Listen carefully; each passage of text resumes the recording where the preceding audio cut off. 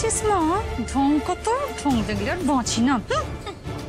না তাই পরের টিকিটা দেখা যায় না, অন্যের গাড়ে মেয়ে বউকে চাপিয়ে কোথায় কোথায় ঘুরে বেড়াচ্ছে তার ঠিক নেই। সেই বউয়ের আবার শিবরাত্রির মরণ।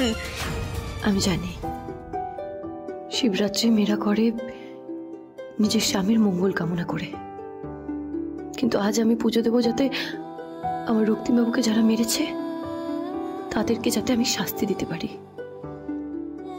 ভোলানাথের কাছে আমার আর রক্তিমবাবুর মেয়ের মঙ্গলের জন্য আমি প্রার্থনা করব, এর থেকে বেশি কিছু আমার চাই না। আরে কাকে দেখ, মোরা জিনিসটা নিয়ে এসেছি, সবকিছু নিয়ে এসেছি। কি? এই তো ডালি,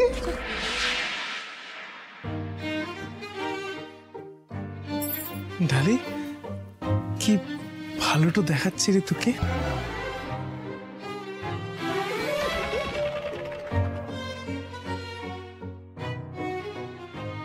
ইয়ে মানে তোদের সবাইকে কি সুন্দরটা লাগছে। তোর তো লাগবেই, আজ এত বড় পুজোর দিন। ডালি দিদি, এত বড় শিবরাত্রির পুজো তুই আগে কোনোদিন দেখিস লাই, তাক লেগে যাবে তোর। জানিস এই গায়ের শতবার আইবুড়ো মেয়েদেরকে নিয়ে এখানে খুব ভালোভাবে নিয়মটা মেনে পুজোটা হয়। আরো আমাদের কিছু নিয়ম আছে যা শুধু এই গায়েই পালন হয়। আচ্ছা তুই ওদের সাথে পুজো দিবি তো? নিশ্চয়ই দেব। ডালি কি করে পুজো করবে? এই লালন, শোন শোন শোন না, এই বলছি এই ডালি পুজো করতে চাইছে কেন? ওর তো স্বামী লাই, তোকে বলেছিলাম না? চুপচাপ। আরে সধবা বিধবার সাথে পুজোর কি সম্পর্ক আছে?